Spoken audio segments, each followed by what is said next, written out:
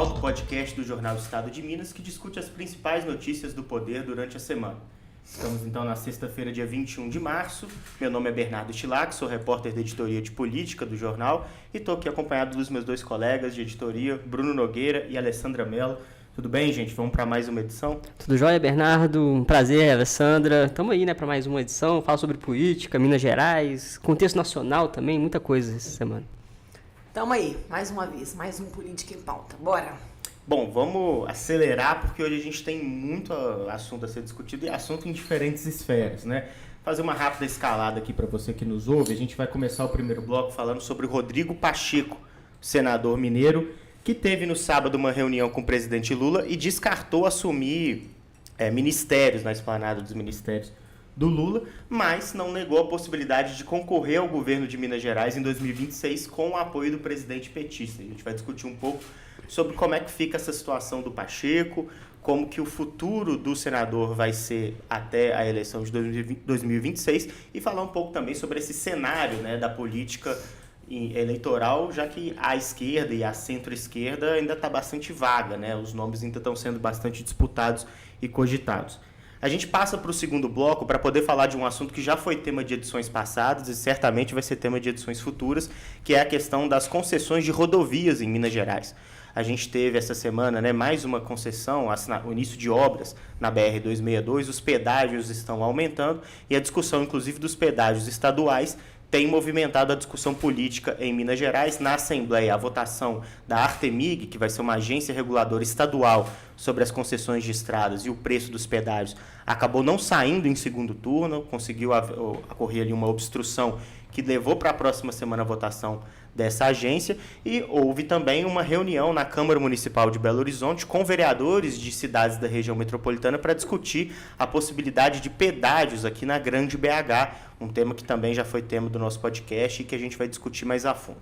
A gente passa para o terceiro bloco, tendo como gancho justamente essa questão de estradas, porque ontem, na quinta-feira, dia 20 de março, o ministro dos Transportes, Renan Filho, teve ali numa cerimônia de início de obras da BR-262 em Uberaba e, junto com o Matheus Simões, o vice-governador de Minas Gerais, protagonizaram ali uma tabelinha, uma troca de elogios num tom, assim, a gente pode até dizer quase afetuoso, que não é a tônica da relação entre o governo de Minas e o governo federal nos últimos meses. A gente vai falar um pouco sobre o que pode significar essa aproximação inédita e falar um pouco também sobre como está a situação que se mantém entre Zema e governo Lula. O governador não perde uma oportunidade para fazer ataques ao governo federal. Vamos comentar também a matéria que o Bruno Nogueira publicou na quarta-feira, que mostra que o governo Lula, só nos 2 primeiros meses de 2025, já pagou mais de 1 bilhão das dívidas garantidas pela União com o Estado de Minas Gerais.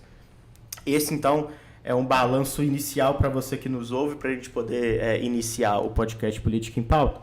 Vamos, então, falar do primeiro bloco sobre o senador Rodrigo Pacheco. Matéria que a gente publicou na edição de terça-feira traz um balanço e uma percepção desses atores petistas e PSDistas, né, em Minas Gerais, sobre essa reunião que o Pacheco teve com Lula. Lula, desde o início do ano, está fazendo essa reforma ministerial, uma reforma que foi cantada, né, que foi muito falada e anunciada, que seria muito importante para poder viabilizar a vida do governo federal dentro do Congresso Nacional, já que abriria espaço para o Centrão, para os partidos de Centrão que embarcaram no governo Lula, mas não embarcaram completamente com as suas bancadas, né? O governo tem dificuldade de fazer com que partidos, né, que estão presentes na esplanada dos ministérios votem nos projetos do governo como um todo, votem em bloco. Um desses principais partidos é o PSD, que tem 3 ministérios, um deles de Minas e Energia, aqui com Alexandre Silveira, que é mineiro, e o Lula estava esperando uma decisão do Pacheco para dar prosseguimento com essa reforma ministerial.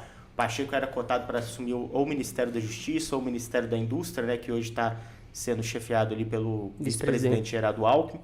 E o Pacheco, nessa reunião, o que a gente ouviu de pessoas próximas ao senador, não foi que ele negou um convite para poder participar da esplanada dos ministérios.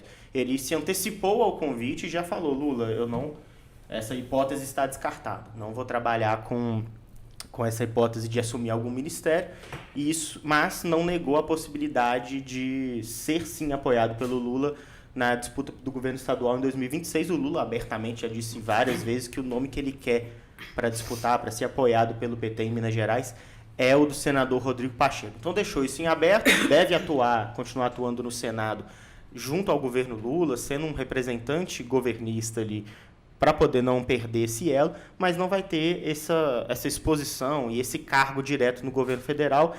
Essa é uma definição muito importante, né, Bruno? Porque não só define o futuro do Rodrigo Pacheco e meio que dá para a gente uma sinalização de como ele vai tentar se manter politicamente relevante até o pleito de 2026, mas também destrava a reforma ministerial do Lula, que agora vai poder, né, com essa pedra fora do caminho, né, o Pacheco já não é mais uma carta no baralho, continuar com essas movimentações para poder fazer acenos ao Centrão.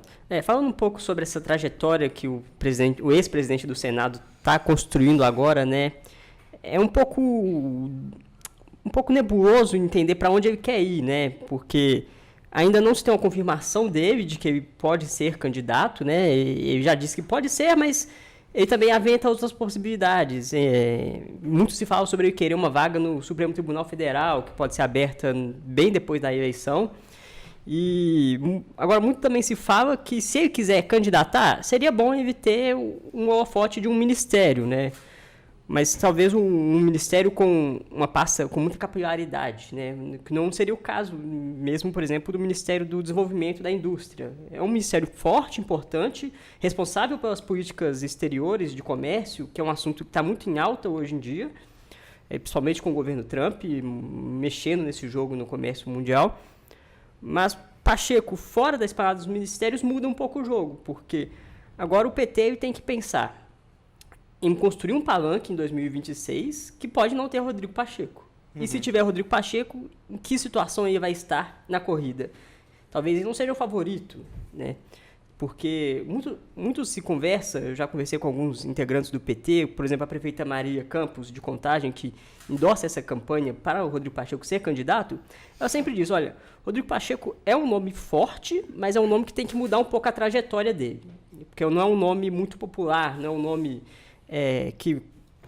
Como é que eu posso dizer? Ele é mais burocrático, né? Mais técnico. Exatamente. É um ótimo senador, um senador muito importante ali dentro, muito influente. E como presidente do Senado, fez muitos contatos também, né? É o senador do PROPAG, né? Do Programa de Renegociação da Dívida dos Estados. Uma proposta que ele encabeçou. Mas realmente ele tem essa dificuldade, assim, e ele deve participar de um palanque com candidatos muito populares, né? Candidatos com uma trajetória, como, por exemplo, o senador Cleitinho, né?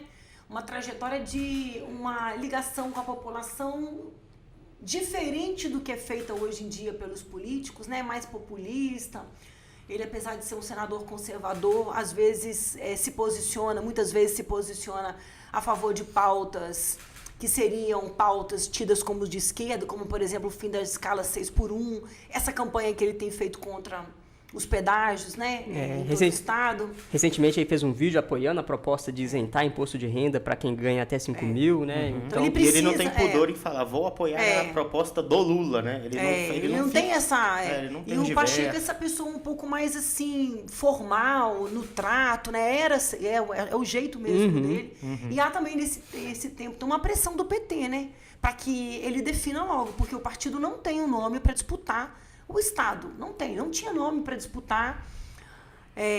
Há muito tempo o partido vem tendo dificuldade com as suas candidaturas. Um partido que já governou o Estado, já governou a prefeitura, teve um desempenho muito ruim nas eleições municipais. O candidato do PT terminou a eleição em 4º lugar, né? Em 5º, né? Em 5º lugar, né? E teve um desempenho ruim também no governo, né? Ruim, né? Na administração do Estado. O candidato Rogério Corrêa. E o PT não tem candidato para lançar ao governo do Estado. Acho que hoje o nome mais forte do partido é a prefeita de Contagem, Marília Campos. Mas ela mesma já disse que não tem muita essa intenção porque ela sabe da rejeição que o partido carrega. É isso mesmo, a rejeição grande que o partido carrega em Minas Gerais, uma rejeição que é reforçada diuturnamente pelo governador Romeu Zema, que não tem uma fala dele em que ele não faliu o PT, o governo PT deixou o Estado quebrado. Aí desfia um rosário de críticas ao seu antecessor, Fernando Pimentel. E pelo vice-governador também, que é pré-candidato já. E tem o vice-governador pré-candidato, tem o senador Cleitinho candidato. Várias entrevistas o vice-governador já diz, olha, não podemos deixar o ladrão voltar para o ouro, né? Fazendo essa referência sempre que esse campo da direita faz ao Partido dos Trabalhadores, né? Mas isso que a Alessandra traz é interessante, porque essa matéria a gente publicou na segunda-feira, no Jornal Impresso da terça-feira, mas está lá no am.com.br, se você pesquisar Rodrigo Pacheco descarta ministério, porque a gente ouviu, né, o posicionamento de quem está próximo ali do Rodrigo Pacheco. Tem isso também, o próprio senador, ele dá pouquíssimas entrevistas, ele não fala muito abertamente. Então a gente fica à mercê de quem está circundando ele, e ouvimos também, para poder fazer essa matéria, integrantes importantes do PT mineiro e o Cássio Soares, que é deputado estadual e presidente estadual do PSD. Mas o que eu queria chamar a atenção aqui foi para a conversa que eu tive com o deputado federal Rogério Correia e com o deputado estadual e presidente estadual do PT, o Cristiano Silveira. Porque dentro do PT parece pacificada a ideia de apoiar o Rodrigo Pacheco. Mas como a gente sabe, e a gente já discutiu isso aqui várias vezes, que é um partido cheio de nuances e níveis, né? Esse apoio ao Pacheco, ele tem variações dentro do PT. Um lado é esse que a Alessandra trouxe, de uma certa impaciência, que foi o que o Rogério Correia me disse.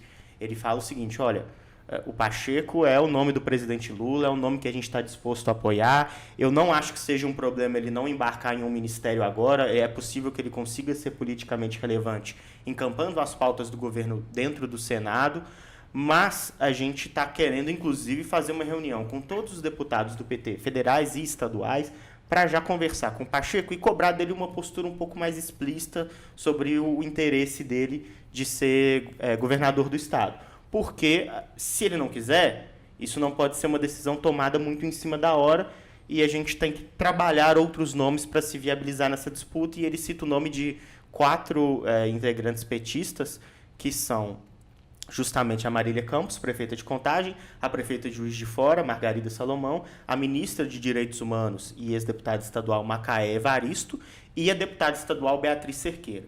Então, ele cita esses 4 nomes assim, de forma clara e diz que o partido precisa de alguma definição do Pacheco para poder começar a trabalhar esses 4 nomes. A gente pode até depois discutir se são nomes viáveis para essa disputa tão complicada, né? Ou se seriam novos nomes que o PT entra para perder numa eleição. Mas, do outro lado, o Cristiano Silveira ele prega um apoio mais amplo ao Pacheco, inclusive ao tempo que o senador precisa ter para poder pensar como vai estruturar a sua ação dentro do Senado, que a eleição ainda está muito distante e que o Pacheco é um nome e a gente vai com ele fechado até o final. Então, existe essa dualidade também dentro do apoio do PT mineiro. O nome do Pacheco é pacificado e acho até pela quantidade de menções que o próprio presidente Lula fez ao Pacheco, mas existe uma ala que quer essa reciprocidade. Não é só o PT acenando ao Pacheco, quer receber um contato também, né, de quem está gostando desse apoio, de quem está acenando positivamente a esse apoio, e a outra ala que está um pouco mais tranquilo, que quer esperar. Os 4 nomes na minha opinião, que o Rogério Correia traz, são nomes importantíssimos do PT, né? A prefeita de Contagem, a prefeita de Juiz de Fora foram recentemente reeleitas com primeiro turno, grande aprovação. Inclusive a Marília é a prefeita do PT que mais recebeu votos, né, no Brasil inteiro. Foi durante o primeiro mandato a prefeita que governava a cidade mais populosa, né, do Brasil do PT. E ela foi reeleita numa frente ampla mesmo. O PSDB apoiou ela, então teve. E está no seu 4º mandato, porque ela já foi prefeita reeleita outra vez, né? Exatamente. Então são nomes fortíssimos. A Macaé é a ministra do governo Lula, entrou ali para poder apagar um incêndio que foi causado pelo caso de assédio, denúncias de assédio ao Silvio Almeida no Ministério dos Direitos Humanos, e ela conseguiu, né, essa missão, e é uma deputada estadual, né, já bastante reconhecida aqui em Minas Gerais. E a Beatriz Cerqueira, a gente até costuma dizer, é difícil imaginar alguém na Assembleia que trabalhe mais que ela, né? Ela está em todas as audiências públicas, pautando todos os temas, ela é uma liderança muito forte na oposição. Ela é a segunda deputada mais recebeu Pois votos, é, né? agora, traduzir tudo isso em votação para um governo estadual É difícil. parece ainda muito distante, né? E o Lula já vem lançando o Pacheco há muito tempo, né? A primeira visita do Lula a Minas Gerais em fevereiro do ano passado, ele já citou, e eu lembro muito bem que nesse dia a plateia gritava, a plateia petista majoritariamente gritava lá em coro, Pacheco governador. Então, esse nome já vem sendo ventilado dele há muito tempo, com o apoio explícito do presidente Lula, mas essa indefinição paira aí, o que é ruim para o partido, porque ele vai precisar reestruturar suas alianças, né? E a eleição não está tão longe, né? Pois é. A eleição ano que vem formação das chapas, essas discussões, elas já começam, né? E os outros nomes, né, como vocês bem citaram, eles já se apresentam de forma muito clara como concorrentes. O Matheus Simões é um óbvio concorrente, o Zema já falou, existe até um processo, né? A deputada estadual Lohana abriu um processo contra o governador Romeu Zema de campanha antecipada pelo Matheus Simões. O Cleitinho, embora não fale como o candidato, ele aparece liderando com larga margem as pesquisas e é um cara que está sempre na mídia, né? É um cara que aparece muito. Então, essa postura do Rogério Correia de uma certa pressa, eu acho que é justificável. Eu acho que é justificável e eu acho que ressoa um pouco o momento que o PT está vivendo internamente, porque o PT também se aproxima de uma eleição interna e, só para citar esse fato, no sábado teve o encontro do PT aqui, de uma das correntes internas, a corrente majoritária, Construindo um Novo Brasil, que é a corrente do presidente Lula, e que trouxe o deputado federal José Guimarães, líder do governo na Câmara. E foi um evento, assim, eu acompanhei um pouco das falas, dos discursos, assim, e se tem muita ideia de que o PT, onde não tem um governo que apoia o presidente Lula, tem que construir rápido um palanque para o presidente Lula em 2026. Aí Minas é um palanque super importante, exatamente. Né? E eles defendem, olha, se não tiver alguém que seja de outro partido, que seja mais viável, nós temos que lançar candidatos. Vários integrantes do PT falaram isso durante o evento. Como parte de uma estratégia nacional, né? Exatamente. Mesmo que não tenha condições de ganhar as eleições, fazer uma disputa frente a frente com esses outros dois nomes, eles querem ter um palanque. Então, e eu queria citar a coluna do Orion Teixeira, acho que de quinta-feira. Ele cita que o PT já deu uma ventada no Calil novamente, mas ele cita também a possibilidade do PSD, não lançando candidato, apoiar a candidatura de Matheus Simões.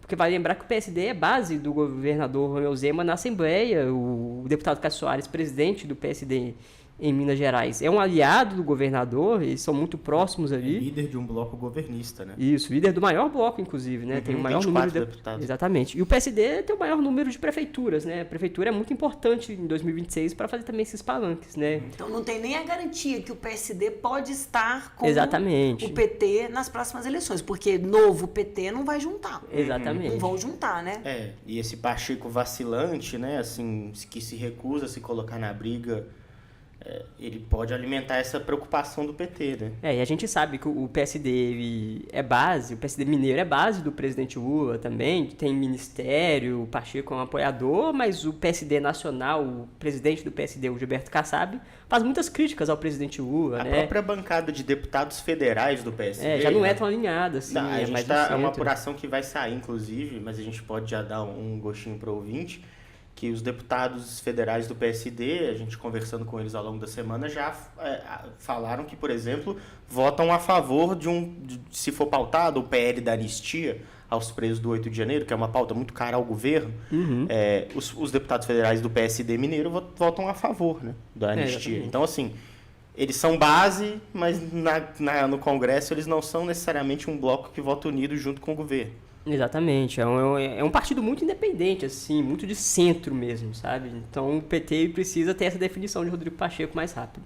A gente tem no próximo fim de semana, 27, 28 e 29 de março, aqui em Belo Horizonte, acontecendo o evento de encontro semestral dos deputados e parlamentares, de uma forma geral, do PSD nacional. Então, né, o Cássio Soares até comentou com a gente, né, disse que vai ter aqui Kassab, prefeitos de capitais pelo Brasil, deputados federais importantes, senadores, todos vão estar aqui em Belo Horizonte, e dentro desse evento nacional, né, do PSD, vai ter ali no dia 28 um encontro estadual do PSD para poder discutir as estratégias locais. Então, esse próximo fim de semana vai ser importante para poder perceber, pelo menos, em que rumo está caminhando o PSD dentro de Minas Gerais. Exatamente. Bom, vamos falar um pouco então agora, no segundo bloco, sobre pedágios. Essa é uma polêmica da última semana, dessa semana e certamente das próximas semanas, e tem movimentado diferentes instâncias de poder para poder discutir. A Alessandra ontem esteve na Câmara Municipal de Belo Horizonte, onde estava programada uma discussão com vereadores da Grande BH para poder falar sobre a possibilidade de instalação de... São 14, né? 14 pedágios. São 13 praças de pedágio. São 13? São 12, na 12, verdade. perdão, 12 em 13 cidades. Em 13 cidades, isso. No vetor norte. Aqui na Grande BH. E é uma matéria que a gente publica na nossa edição de sexta-feira. Houve essa discussão com presença de deputados estaduais, mas nada avançou muito além das discussões, né, Alessandra? Como é que foi essa reunião?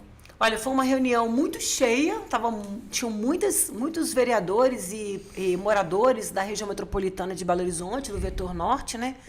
E uma insatisfação muito grande com a cobrança de pedágio nesse trecho, né?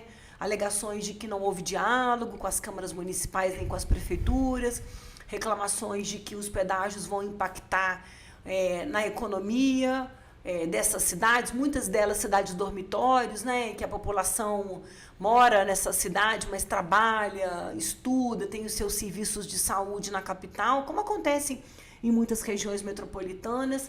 Muita reclamação também das cobranças muito próximas uma das outras, com trechos pequenos, né?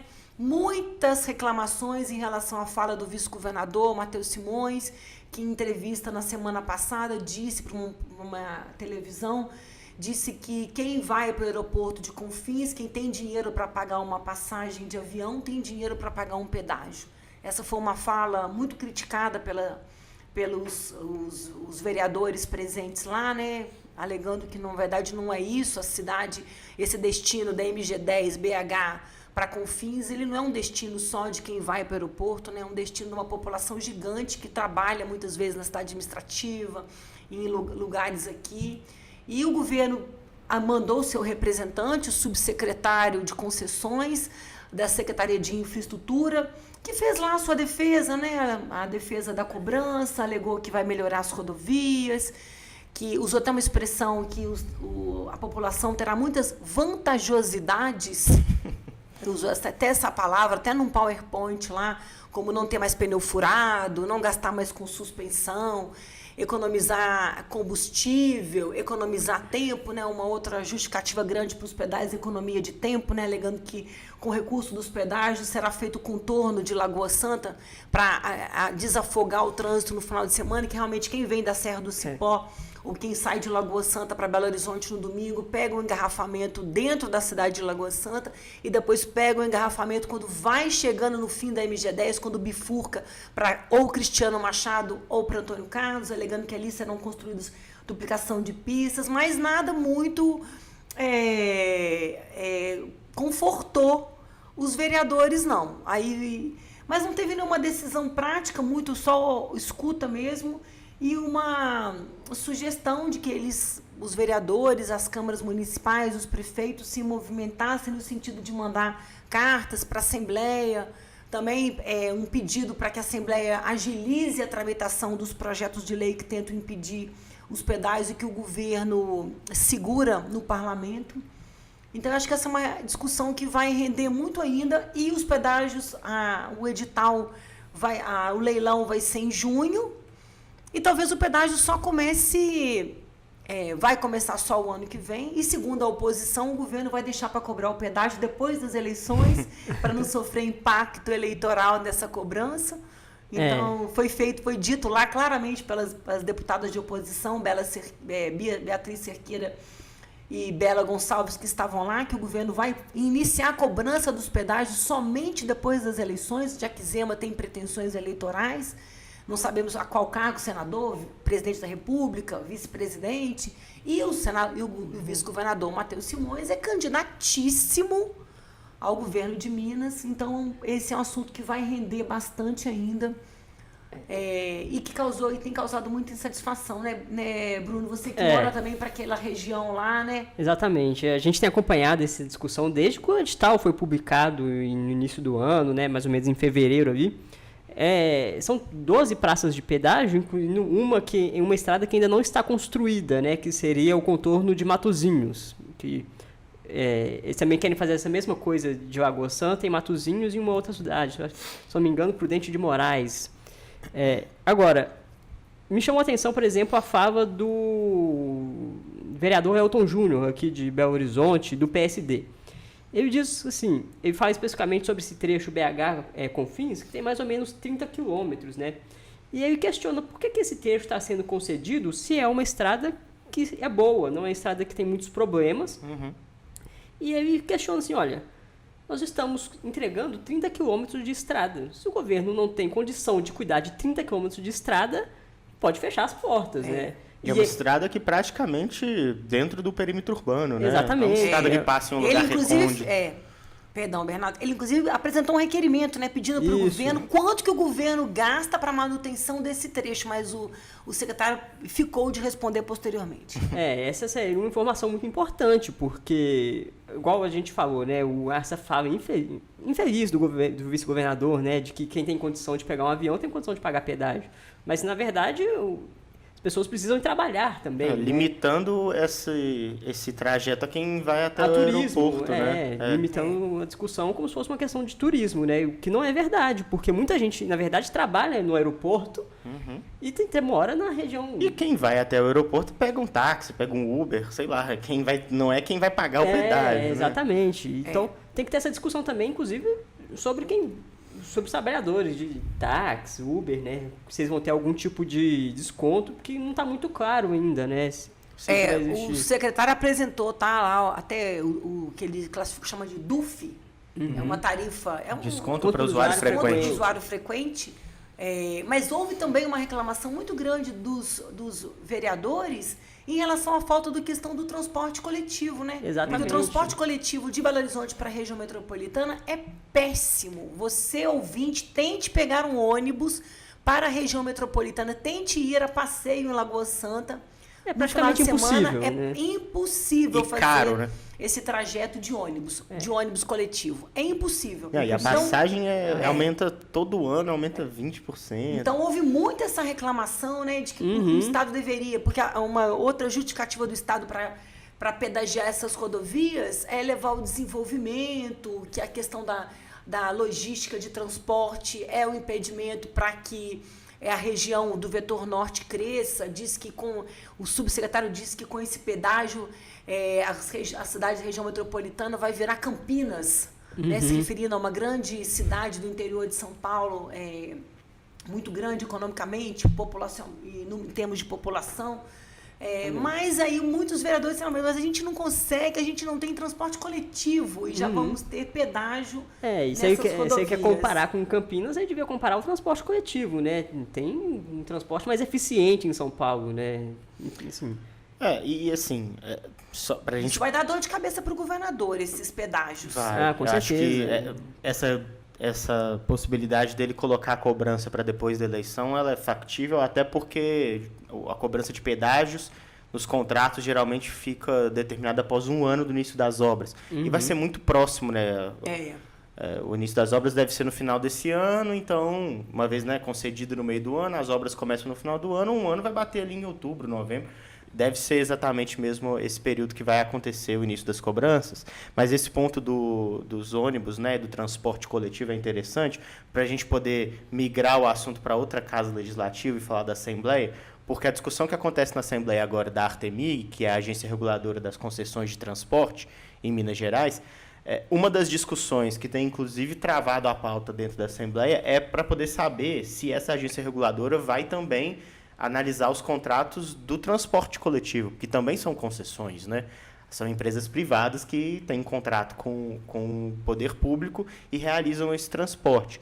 E a Artemig, que passou muito rapidamente no primeiro turno, está tendo dificuldade de ser votada em segundo turno, né, Bruno? A votação Exatamente. que começou na quarta-feira não teve fim. E dentro da Assembleia, como a Alessandra destacou, os deputados mais ferrenhos da base governista, que são mais ali aplicados à pauta do Executivo, eles têm dificultado a tramitação dos vários projetos que existem dentro da casa para poder impedir a instalação de pedágios, por exemplo, na região metropolitana de BH.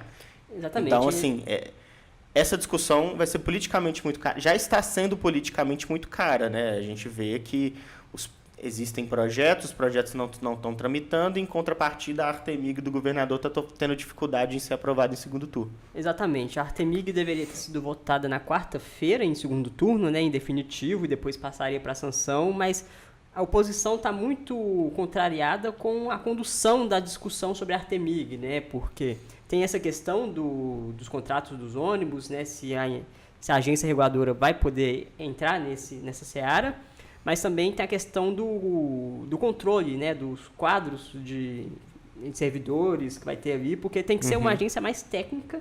E com autonomia, né? E com autonomia, não pode ter muitas amarras com o governo, claro, né? Talvez a questão de mandatos para a sua diretoria, igual ser na questão da NTT, né? Não ser mandatos que coincidem com o governo, com o mandato, né? do governador, né? Exatamente. Não podem ser nada alinhados a um governo, né? Porque a gente está falando, por exemplo, de um governo como o governo Zema, que é um governo abertamente privatista.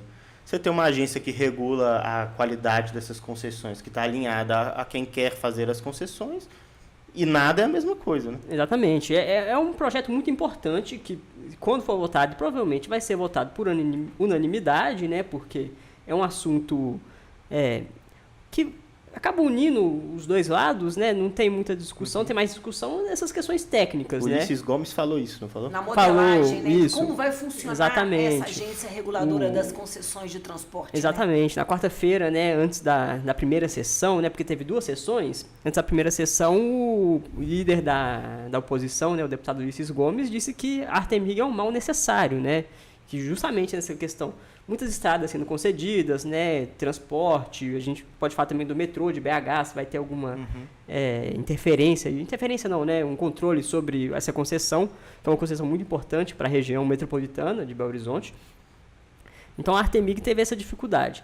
Agora, a oposição está obstruindo, e ela pode obstruir por 6 reuniões. Ela obstruindo 2 na quarta, 2 ontem, pode obstruir mais 2, só que na segunda-feira entra na pauta vetos do governador. Então, talvez essa votação mesmo da Artemig fique só para abril, né? Porque aí eles vão ter que...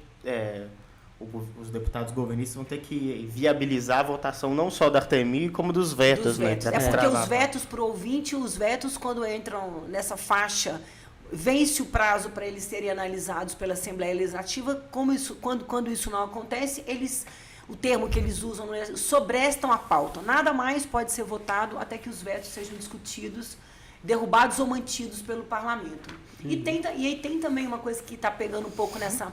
É uma insatisfação também da base dos governistas não deixarem tramitar os projetos relacionados que impedem os pedágios. Exatamente. Eu acho que isso aí denota claramente que há um receio do governador de que essa pauta tramite, porque se tivesse uma certeza de que a base se oporia, deixa tramitar essa proposta, mas não há, porque os pedágios, por exemplo, são uma pauta que desagrada a bancada do PL, que é uma bancada muito grande, que majoritariamente nos outros projetos do governador em que ele aumentava impostos, criava taxas, a bancada sempre foi contra, né? Então, também deve ter inclusive entre os próprios parlamentares governistas, devem rechaçar, parte deles, a questão da cobrança, né? Essa dobradinha entre oposição e PL, ela não é como também precisasse ser feito amarras muito novas, né, conversas inéditas, porque a gente já viu ela acontecendo no ano passado, por exemplo, quando houve a discussão tanto da reforma da contribuição do IPSM, né, dos servidores militares, quanto no próprio reajuste salarial. Foi quando deputados do PL, alinhados à questão da segurança pública, né, notadamente o Cristiano Caporeso e o Sargento Rodrigues, já votaram junto com a oposição, né? Porque é uma pauta cara a eles. Votaram junto com a oposição também no projeto que aumentava, sobretaxava o ICMS de produtos tidos como supérfluos, como ração, que acabou saindo, mas bebidas, que o governador aumentou a taxação do ICMS sobre essas propostas, sobre esses produtos. E a bancada se posicionou no sentido de que eles não votam aumento de impostos. Isso é interessante, né? Por mais contraintuitivo que pareça, eles já sabem como dialogar e como conversar quando a pauta é de interesse das duas partes. Vamos para o terceiro bloco? Bom. E acho que esse gancho de estrada é um gancho perfeito para a gente poder partir para o terceiro bloco, em que a gente vai falar sobre o relacionamento entre o governo federal e o governo estadual aqui em Minas Gerais, e é uma relação mesmo assim, não no sentido burocrático da palavra, né? Uma relação quase do ponto de vista anímico mesmo, porque a gente tem visto mês após mês o governador Romeu Zema aumentar, dobrar a aposta nas críticas ao governo federal, e independente de qual seja o tema, né? Ele aproveita qualquer pauta que seja impopular para o governo Lula e ele dá o pitaco dele. O dessa semana, por exemplo, foi o aumento da taxa Selic pelo Banco Central. Aí ele chamou o governo de governo Gastão e a culpa do aumento de juros, mais uma vez, é do Lula. Mas já foi alimentos mais para trás, já foi questão da dívida da União, que aí realmente tem uma relação muito próxima com o governo de Minas Gerais, e já foi a questão de estradas.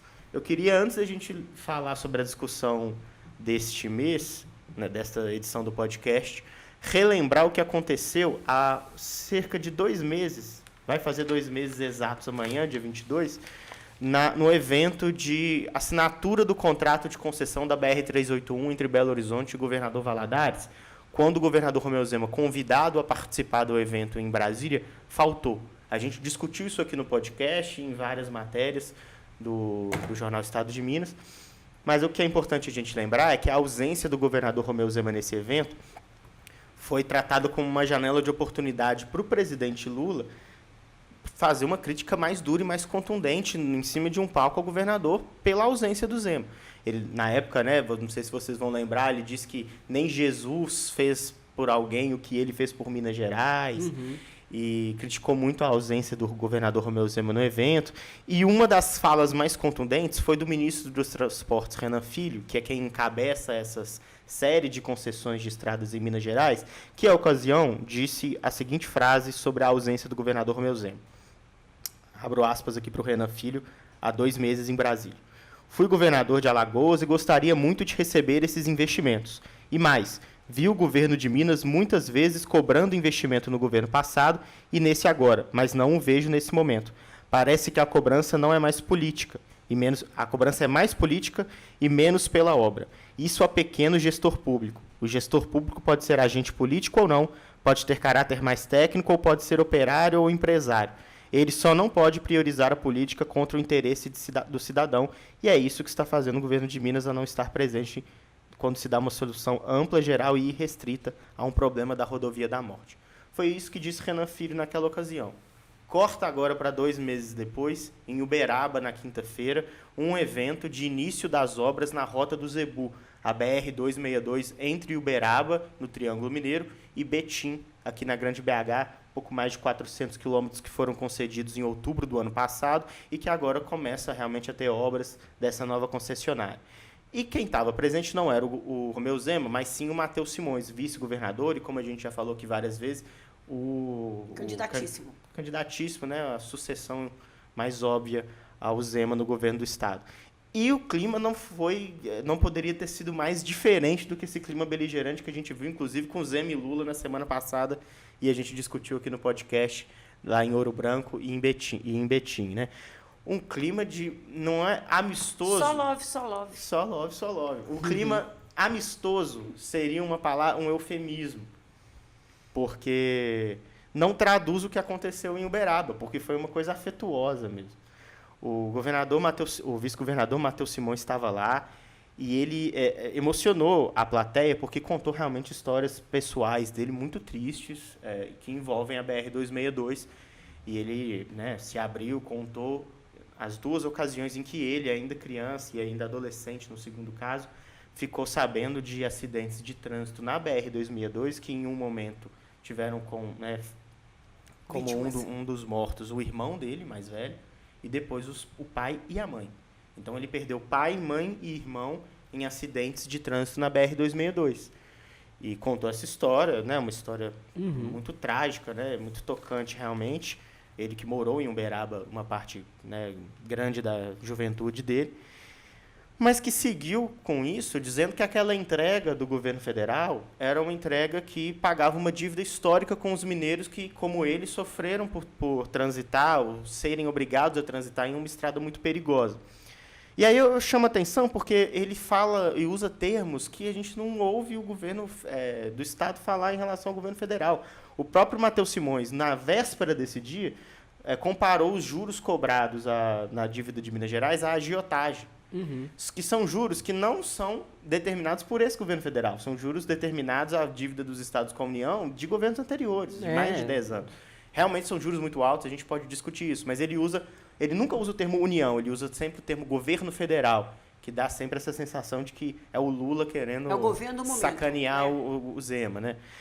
Enfim, aí ele vai e fala o seguinte, ele falou muito mais que isso, mas eu vou destacar essas aspas aqui dele, e aí ele fala o seguinte, eu queria registrar que este momento é também o início do pagamento de uma dívida histórica do poder público com os mineiros, com as famílias que foram despedaçadas pela falta de segurança de circulação nessa via.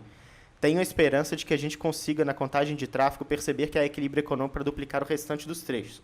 Essa é a única demanda que ele faz, porque ele quer que mais trechos sejam duplicados, além do que o Ministério dos Transportes determinou nessa concessão. Mas depois ele fala, é muito importante essa responsabilidade, ministro. Eu sei reconhecer em nome do senhor e do Guilherme, que é o diretor da NTT, esse esforço que tem sido feito para suprir o déficit histórico de investimentos em Minas Gerais. Fala que o Renan cumpriu tudo o que prometeu e que a aliança com o governo federal é primordial, que fala com o secretário de Infraestrutura de Minas Gerais, Pedro Bruno Barros, que não é imprescindível ter uma aliança com o governo federal. Uma relação, assim, republicana. A gente fica um pouco chocado com isso, porque não é o que a gente estava acostumado a ver. Mas, para mim, é o jeito correto de que dois poderes têm que conversar. Né? Assim, e aí, depois, o Renan Filho faz o pronunciamento final, né, como o chefe de cerimônias ali do evento, e fala o seguinte, as palavras que você proferiu há pouco são da mais profunda capacidade de emocionar a todos nós. São histórias que certamente aconteceram várias vezes e eu não tinha tido a oportunidade de te ouvir falar. Isso ele falando para o Simões.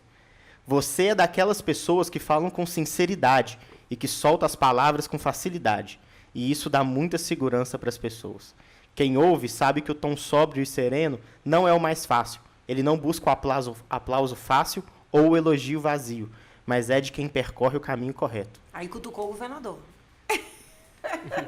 Mas aí eu quero chamar a atenção e ler as aspas aqui para vocês, porque eu, fazendo essa matéria ontem, fui ficando muito impressionado, porque eu não esperava isso. Foi muito surpreendente, né? Que eles tivessem essa relação tão republicana mesmo, assim, de parecerem aliados. Né, de relações tão tensas entre o governador e o presidente da República, né? E a gente precisa entender, e a gente vai precisar de tempo para entender, se isso é uma mudança de trajeto do Matheus Simões daqui para frente. Mas fiquei com essa sensação de que isso talvez possa ser um descolamento da postura do governador Romeu Zema.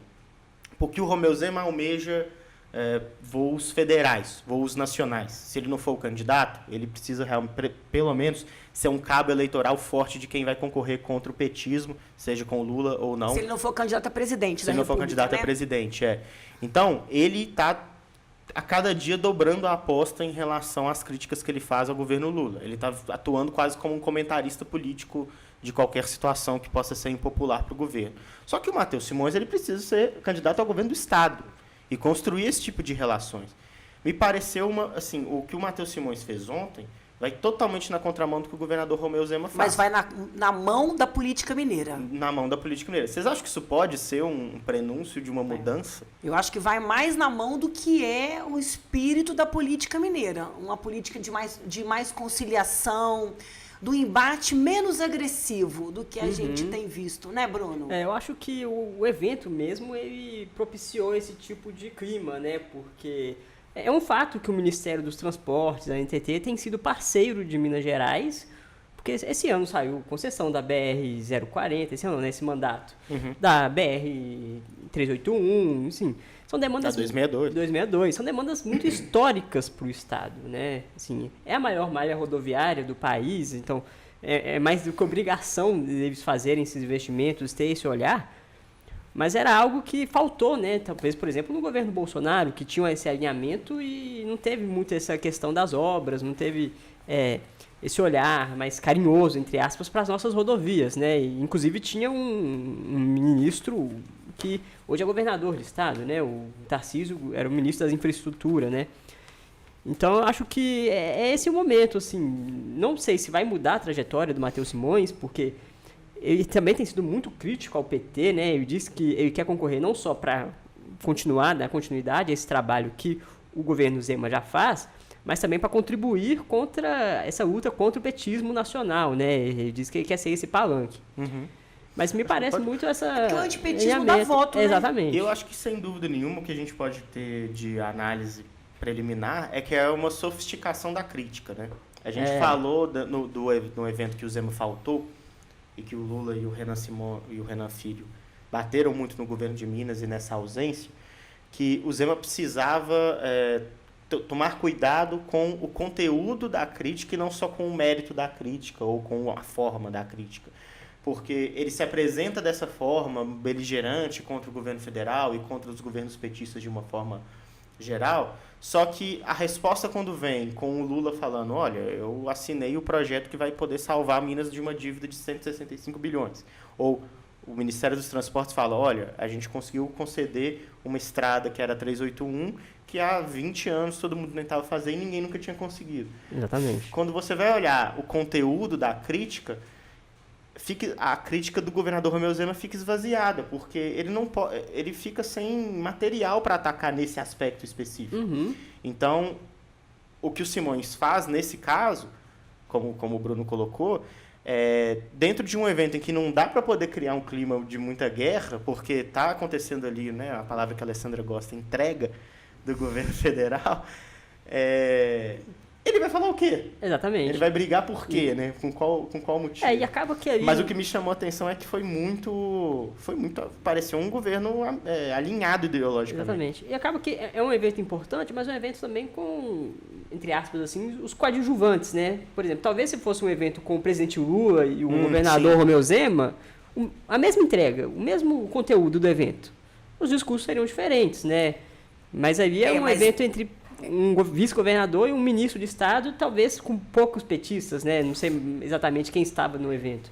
Porque, por exemplo, na assinatura da concessão, no início das obras, máquinas na pista da 381, o presidente Lula não estava o governador Zema, estava o ministro Renan Filho, e não foi um evento amistoso, tão beligerante, né? quanto Ouro Branco e Betim, mas teve aquele um dando uma cutucadinha, cada um do seu lado, né?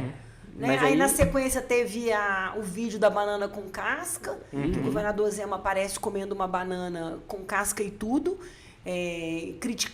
para criticar a questão da alta dos alimentos. E o Renan teve uma fala foi quem foi escalado para rebater, né? Chamou o governador de Teletubbies, lembrando aquele desenho infantil, tipo, você tá fazendo uma crítica infantilizada, né? Então, assim, eu fiquei surpresa também. Apesar de que já teve também um evento do Lula com o Matheus Simões em Contagem, que foi um clima bem ameno. Né? Mais ameno do que... Porque os eventos do presidente Lula com o Zema são sempre tensos, inclusive pra gente da imprensa. Sim. A gente fica assim, um olho no gato, outro no peixe. Fica a expectativa esperando do que assim, gente, quem vai começar primeiro o embate. E querendo entender todas as entrelinhas. Né? Quem vai começar primeiro, um atacar o outro atacar um, né? O Zema fala bom dia a todos, e aí você já ouve o que ele quis dizer com bom dia a todos, né? Será que teve alguma crítica aí? Os repórteres já ficam sempre nos eventos em que está o presidente e o governador juntos, sempre, e também os eventos em que está o ministro Minas Energia, isso, Alexandre Silveira. Que é também um que provoca também, muitas vezes, o governador, é crítico contumaz. E vocês já perceberam que nos eventos eles sempre escalam o ministro para falar depois do governador? Exatamente. Todos os eventos, o Zema fala e, na sequência, quem é escalado para falar é o Alexandre Silveira, né? Que já vem pronto, já sempre para rebater o que foi dito pelo governador Zema de alguma maneira. Bruno falou sobre quem estava lá, né, quem integrou essa comitiva. Não sei se foram só eles, mas eles foram citados no discurso do Matheus Simões.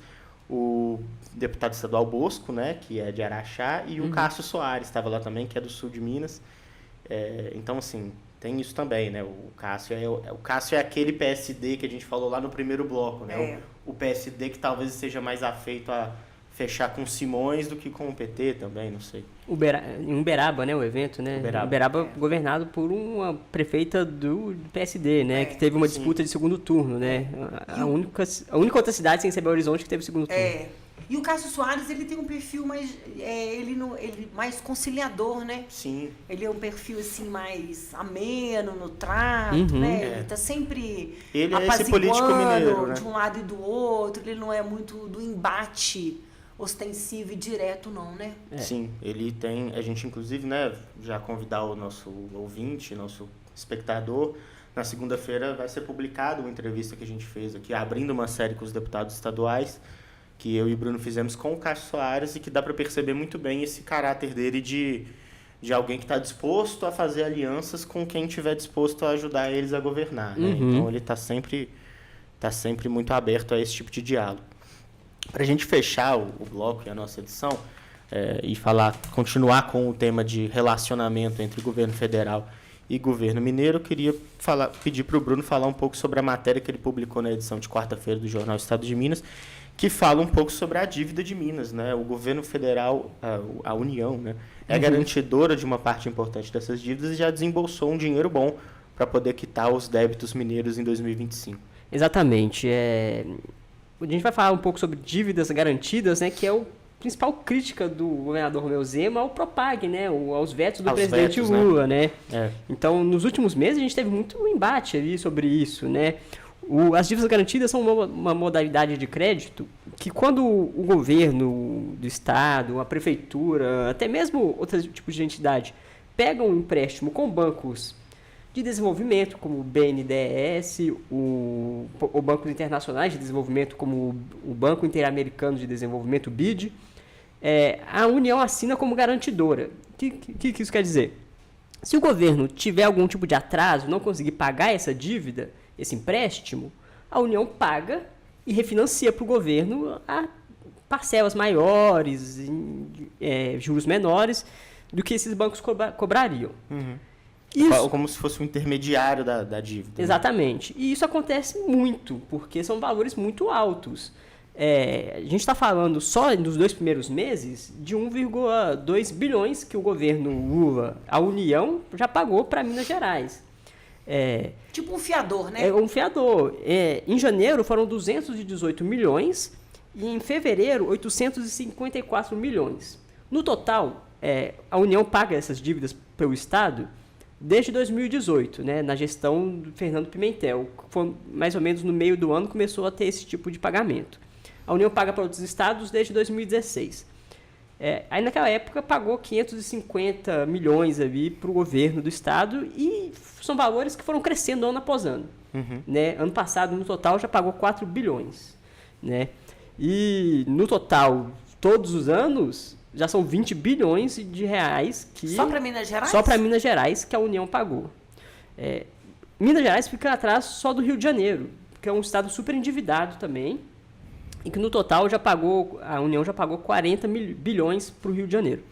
O que acontece é justamente essa troca de farpa que aconteceu em relação ao Propag, porque o ministro da Fazenda, Fernando Haddad, ele defendeu esse veto e disse o seguinte: olha, a gente não devia pagar uma dívida que não é nossa, né? A gente está pagando, assumindo uma responsabilidade que foi construída por outros governos estaduais. E aqui eu faço justiça ao governador Romeu Zema, são empréstimos muito antigos, assinados inclusive, por exemplo, no governo PSDB, por exemplo, teve um empréstimo com um banco suíço que foi contratado pelo governo Antônio Anastasia para pagar a dívida com a União.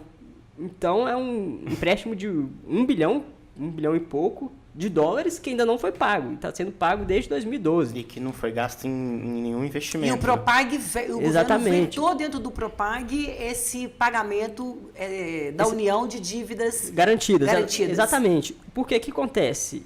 O RRF tem lá essas dívidas estão no RRF. O RRF prevê esse pagamento. Prevê esse pagamento. Mas o Propag foi vetado, né? O Propag foi vetado. Então, essa é a principal crítica do governo, né? O governo tem esse dinheiro para pagar? E esse cálculo que você fala de 4 bilhões anuais do ano passado bate com o cálculo que o governo do estado faz, que seria o prejuízo que eles vão ter com esse veto em 2 anos, né, de 5,5 bilhões. Exatamente, porque no RRF você refinancia esse débito em 360 meses. Então, assim, é um prazo muito longo para você pagar essa dívida, né? E a gente fala que o governo hoje tem uma dívida com a União de mais ou menos 165, 170 bilhões. Então, esse valor é substancial também. É muito importante que o governo tenha esse cuidado, né? O governador Romeu Zema gosta de falar que ele não contraiu nenhum empréstimo, né? E, de fato, não tem como contrair empréstimo com situação financeira que o Estado está, né? Nenhuma prefeitura conseguiria também, por exemplo. Ninguém vai ceder você tentar dinheiro. um empréstimo no banco com o nome sujo na praça. Exatamente. Né? Ninguém vai te emprestar dinheiro você devendo esses valores, né? Então tem essa questão e chama atenção, né? Essas críticas que o Zema faz sobre responsabilidade fiscal, por exemplo, né? Enquanto o governo Lula está pagando caro para o Estado, né? 1 bi é um investimento muito grande. E o caixa do governo realmente deve estar com muito problema, porque essa semana o secretário da Fazenda, né, teve na Assembleia, e o secretário da Fazenda do governo Zema já anunciou que não existe garantia de aumento salarial para o servidor público. Né? Nem mesmo da recomposição, e nem apresentou nenhum índice de recomposição do salário do funcionalismo no geral. E ele alegou problemas de caixa, né? Cita o RRF. Ele citou o RRF e disse que quando sair do RRF, vai mesmo migrando para o Propag, vai exigir um dispêndio financeiro muito grande, e que o que o Estado busca é o equilíbrio das contas, né? Essa matéria é muito interessante porque ela coloca em termos muito práticos essa discussão que é política também, né? Exatamente. A gente tem de um lado o Fernando Haddad como ministro da Fazenda tentando puxar a discussão para ele e falando, né, olha, a minha questão fiscal aqui também é grave, a gente está tentando fazer um ajuste aqui sofisticado, né, complexo, e enquanto está pagando uma parte enorme da dívida dos estados. E aí o Propag esse veto do presidente Lula, que não inclui na dívida do Estado as dívidas que os estados têm, as dívidas garantidas com terceiros, é de alguma forma um desafogo para o governo federal em relação aos estados que estão no RRF. Né? Ele para de ser o fiador, como a Alessandra disse, de dívidas do Rio de Janeiro, da Rio Grande do Sul, de Minas Gerais, que significam um peso muito grande no Caixa Federal. São valores muito grandes, né? A gente fala de Rio de Janeiro, 40 bilhões. O Rio de Janeiro tá em RRF também, né? No regime de recuperação fiscal, e sempre tem essa dificuldade em pagar suas contas em dias também, né? Porque o RRF é aquilo, né?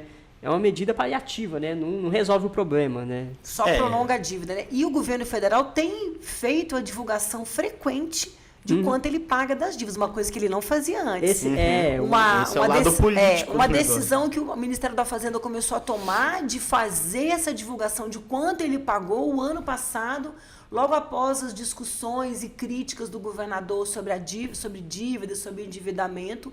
O Ministério da Fazenda começou a fazer essa divulgação pública de quanto que ele arca com esses estados. Que eu acho que é uma maneira... Estamos dizendo assim, olha, vocês estão aqui reclamando, mas olha o tanto que a gente desembolsa para pagar dívidas que não são nossas. É importante porque os estados mais endividados que a União mais ajuda são estados governados pela oposição, né? A gente cita nessa matéria outros estados, né? Por exemplo, o Rio Grande do Sul, que tem uma dívida muito alta também. Goiás.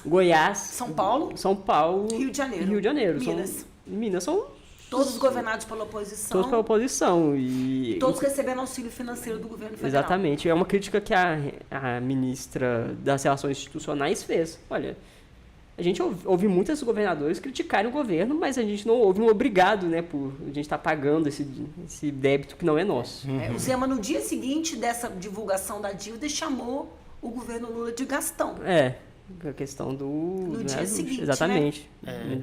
Isso é interessante. E é interessante esse ponto também, né? Que a Alessandra trouxe de quando que o governo resolveu que ia fazer essa divulgação mais ampla, né? Foi no meados do ano passado, quando começaram a se discutir, estava no auge da discussão do Propag e no auge do embate envolvendo o governo federal e o governo de Minas no Supremo, né? Quando o governo federal queria que, independente da decisão do Supremo ou não, e do tramitar ou não do Propag, que o governo de Minas retomasse o pagamento das parcelas da dívida, né, alegando até que havia uma discrepância de tratamento entre outros estados que já aderiram ao RRF e já vinham fazendo esse pagamento com regularidade. Acho que agora só pra gente encerrar, muitos podem questionar, né? Por que o governo paga então, né?